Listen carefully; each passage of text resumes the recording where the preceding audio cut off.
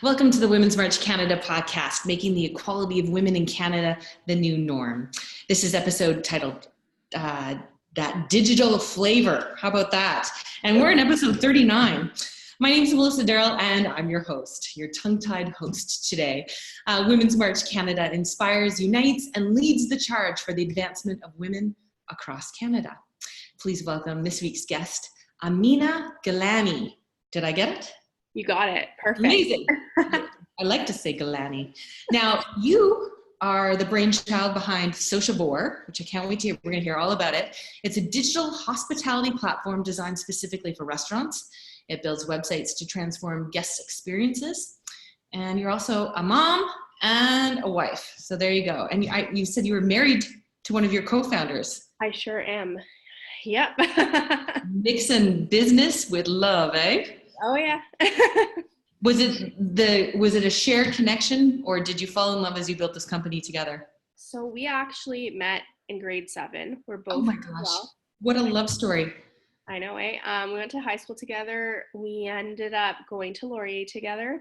And really, we didn't start Sociavore until after we started our careers. So Toussaint, who is also one of our founders, and my husband, he was working at BlackBerry after we had graduated, and he met our other co-founder, Taneem Talukdar, while they were both working at BlackBerry in software product management.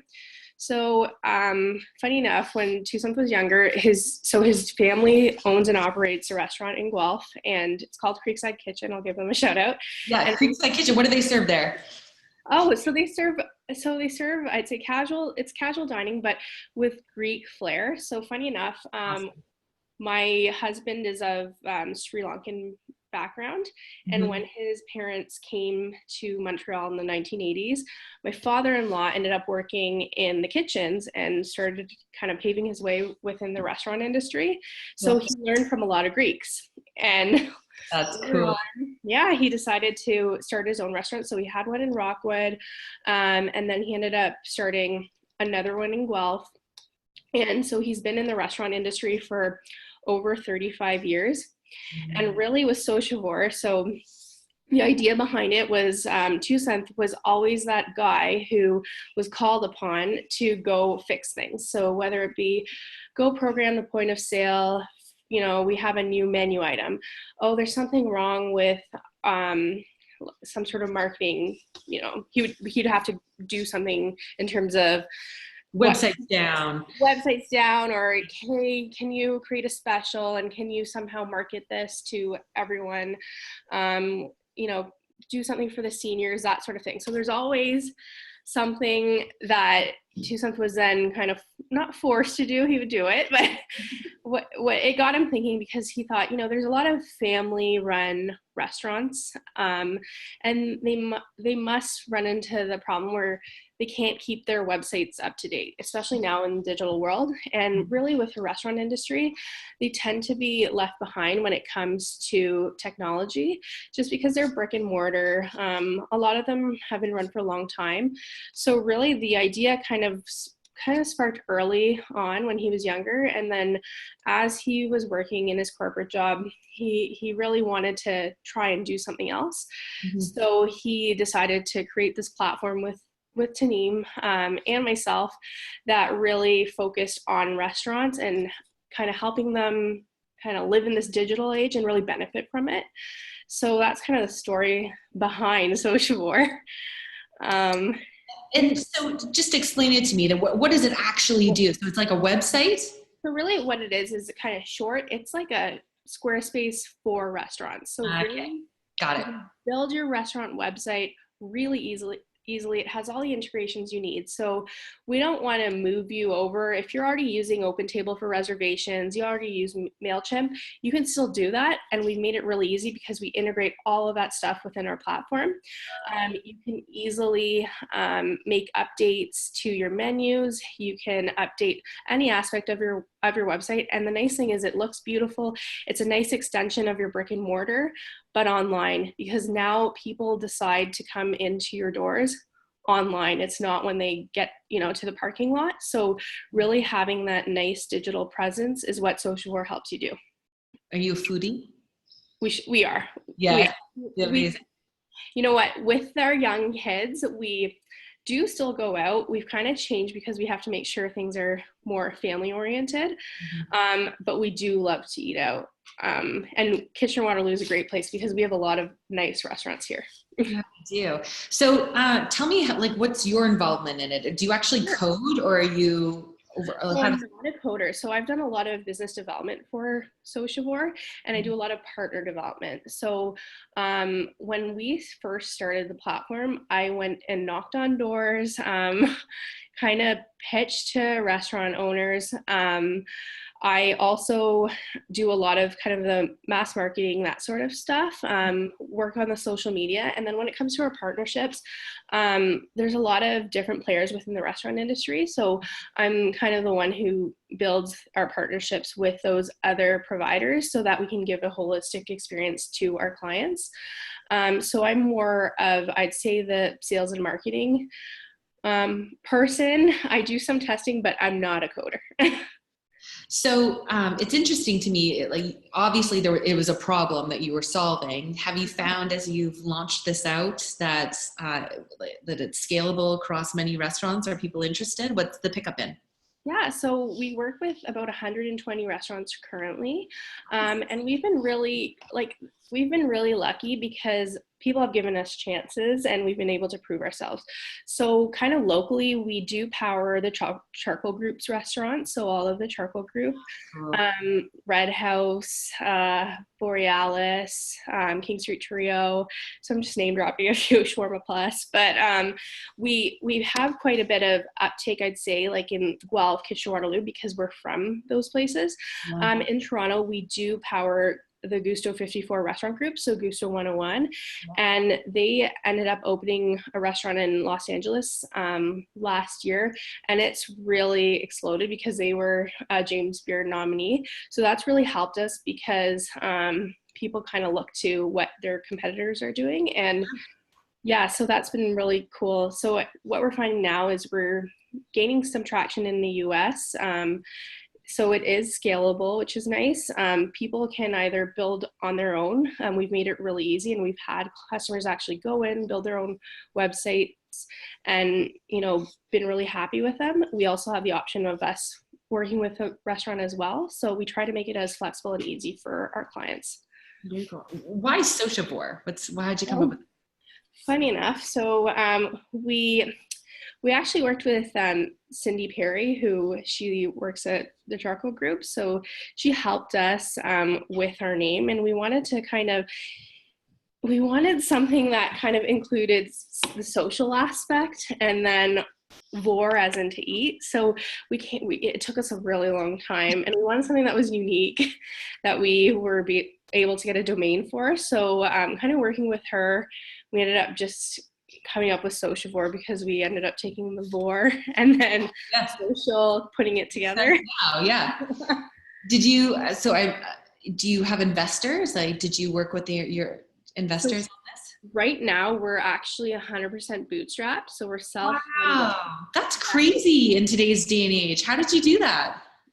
Well, we really power it through our customers. So what we did is we wanted to make sure we had a platform that worked and that people wanted. So we actually built it, and we went out to customers to make sure that it was something that would be usable. And we worked with a lot of customers to make sure what we built was kind of right.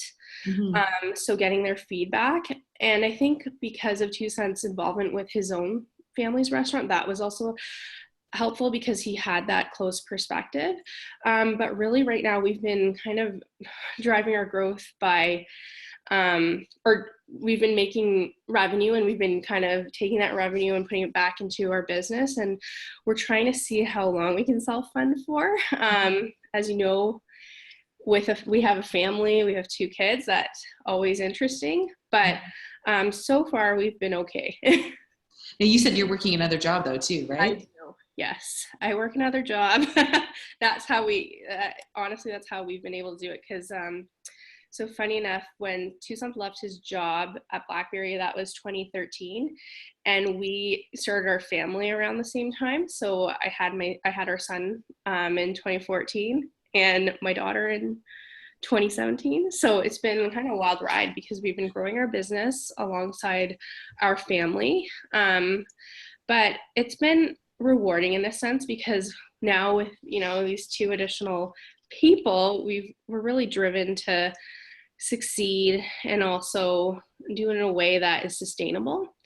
So, yeah. I'm trying to imagine your life because I know that I get caught with my laptop in bed sometimes working away like into the late hours. And my husband always calls me on it.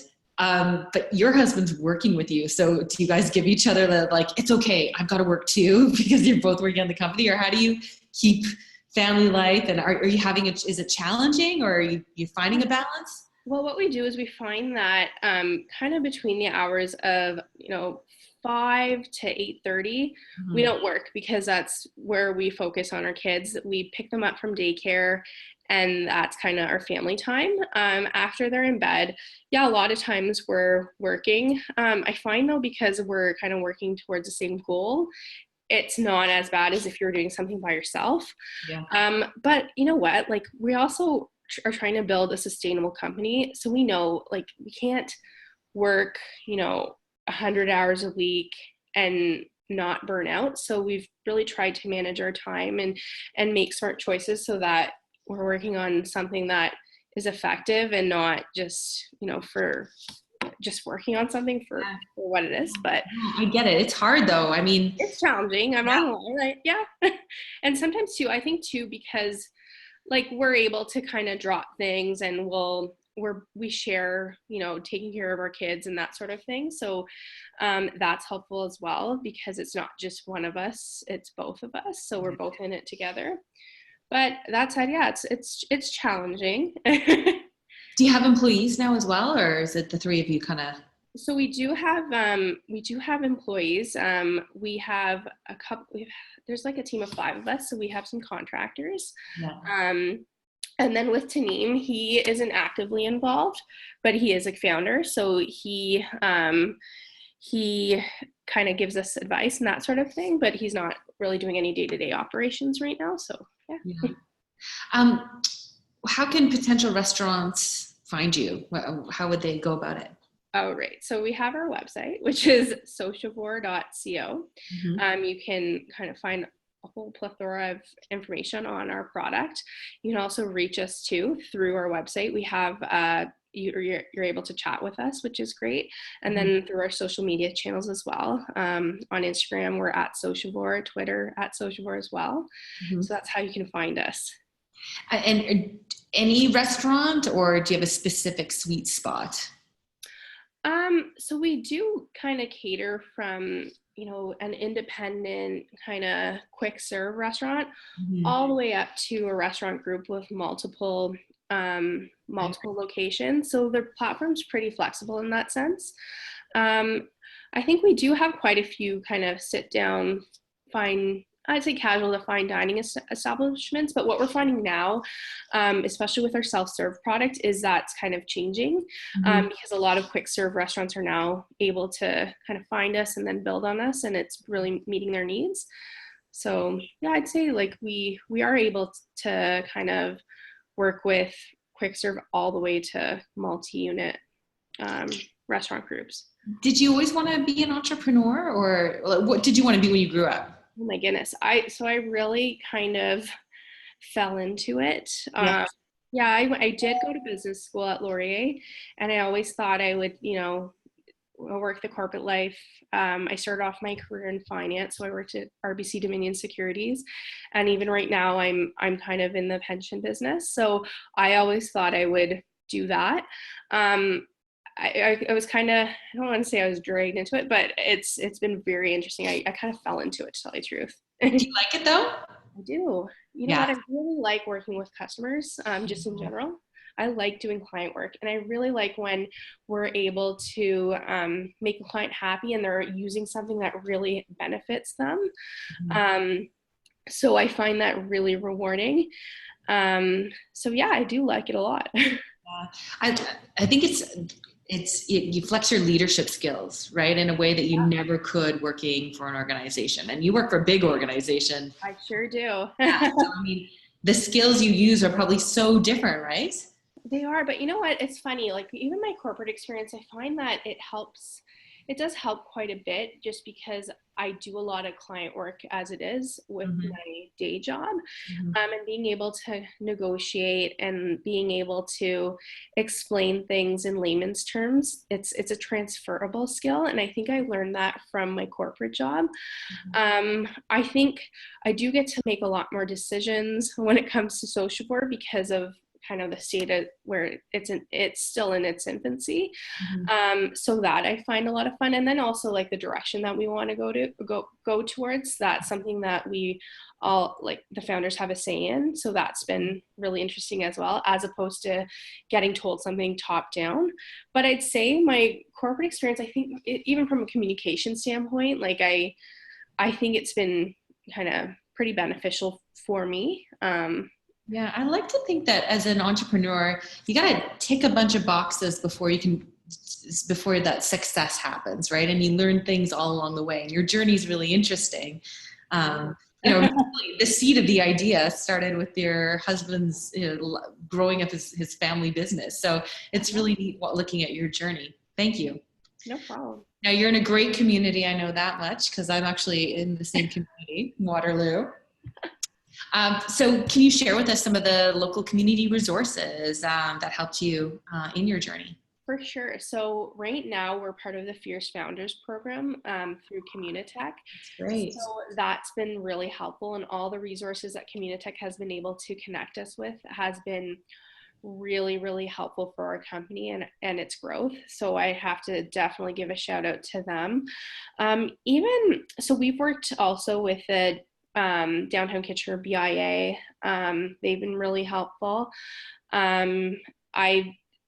I've done work with the Downtown Kitchener Economic Development group, so that's been helpful as well. And just, you know what, like even when we first started, Two Cents was in the Accelerator Center, and just being able to connect with people through the Accelerator Center and Communitech has been really awesome. I find that this community, they're all about bringing everyone up. So it's not really competitive. It's more about kind of building, which I love. And also just even the restaurant owners within Kitchener-Waterloo, they were our first customers. So being able to, you like the hard, eh? Oh, yeah. Like I think of Dan McCown from Red House. Right. Relationship with him for quite a few years. That's one of my favorite restaurants. I love the curry. The curry is the best. So, and you know what, like for him to be able, to take a chance on us, and then for us to work with him for so many years, like I really respect a lot of the restaurant owners here in KW for giving us a chance, and also then, helping us grow as well. So I'd have to say them as well. I have talked to entrepreneurs in Toronto and Vancouver, and I come back to, there's just something really special. There's like a little secret sauce here in Waterloo region. I don't know what it is, but we're seeing so many successful companies coming out of this area. Part of it, I think, and I'd love to get your opinion on this, is BlackBerry.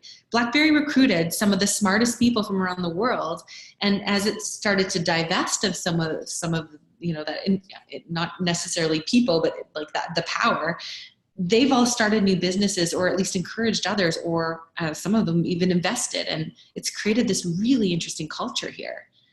I totally agree. So so I was a co-op student a long time ago at BlackBerry, but everyone's got roots in BlackBerry, right? Oh, yeah. Two Cents was there for for 5 years as a full-time employee. He was there as a co-op as well, and the connections that he made at BlackBerry, like those are lasting connections. We're still friends with so many people who he worked with, and then just seeing where they've gone, it's been really interesting, and we still.